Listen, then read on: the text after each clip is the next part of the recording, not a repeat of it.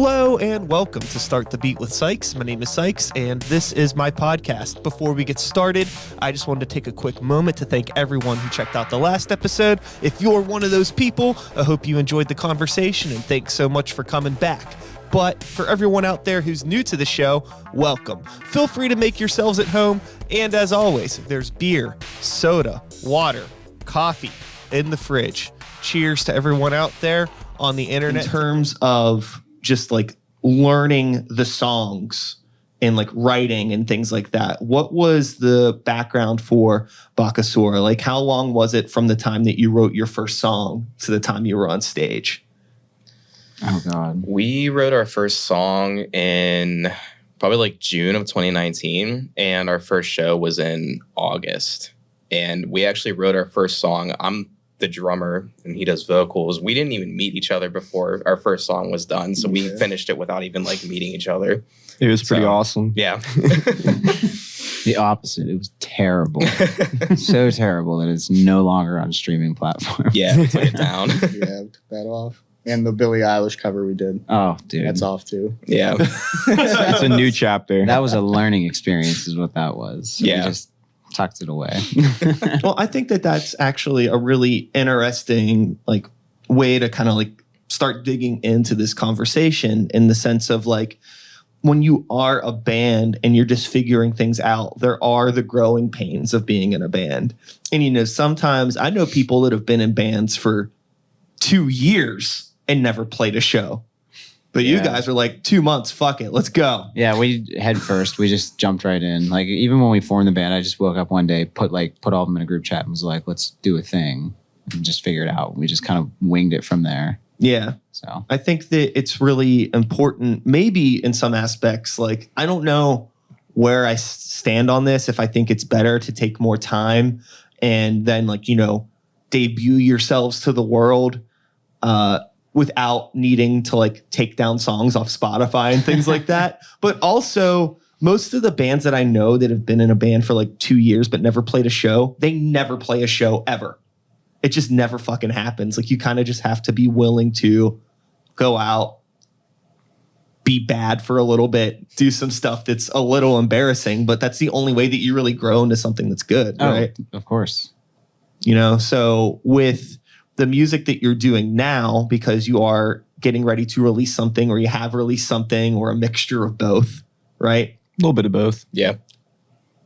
Do you think that these songs are still going to be on the internet 1 year from now?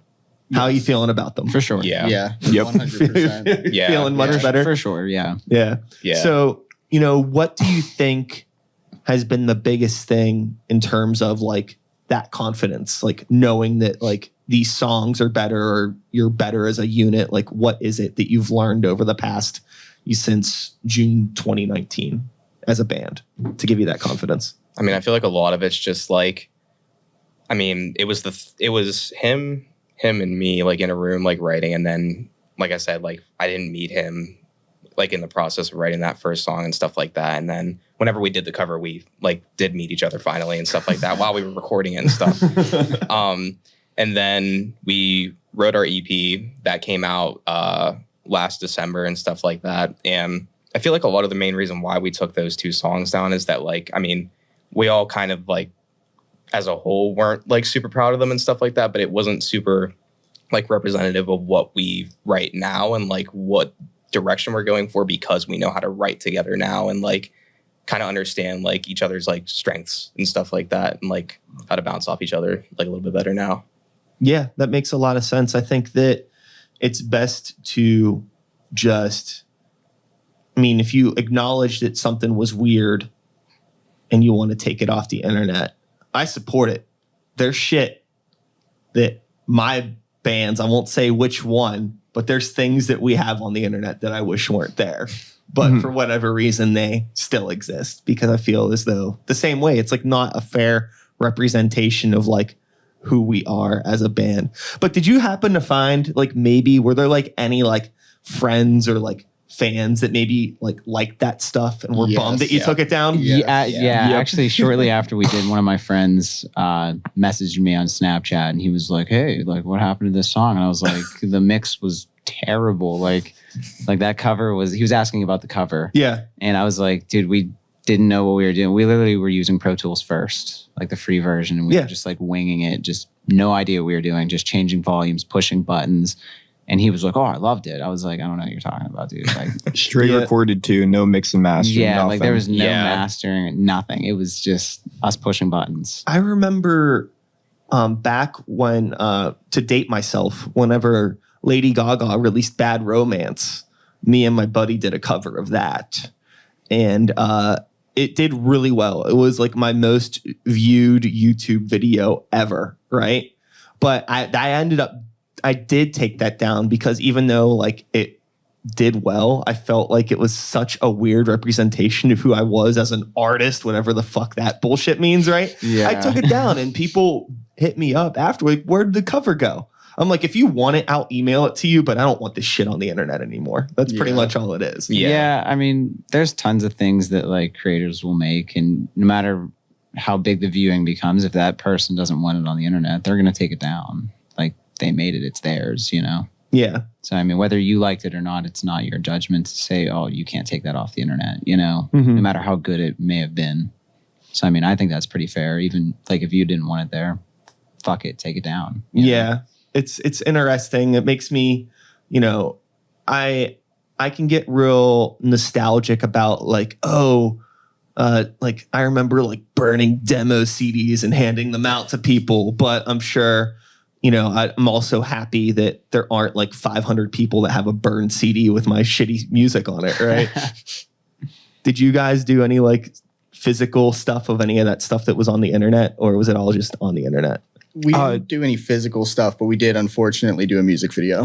Oh, I genuinely forgot about that one. I did too. What was the music video experience like? It was awful. It was weird. I kind of didn't like it. It was one of our friends that did it, and he does filmmaking, and he does good filmmaking, and it was one of his first. It was his first music video that he was doing for a heavier band, and it felt more like just hanging out with a friend rather than like, oh, we're officially doing a music video. Yeah. So like the product obviously didn't come out to what we thought it would be.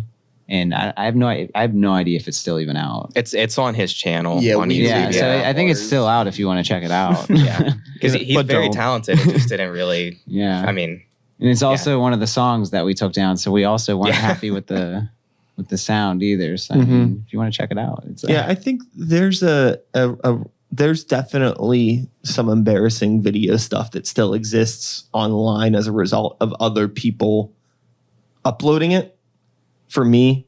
And it's an interesting thing where I don't want to be that guy that's like, bro, like I really don't want this video of me on the internet anymore. Well, right? that's it's why so weird. That's why we didn't ask him to take it down, because I was like, well, at the end of the day, that's part of his portfolio. If he wants people, if he's happy with it, that's cool. You know what I mean? He can keep it out. I'm fine with that. But like if it was on our channel, it would definitely be off the internet.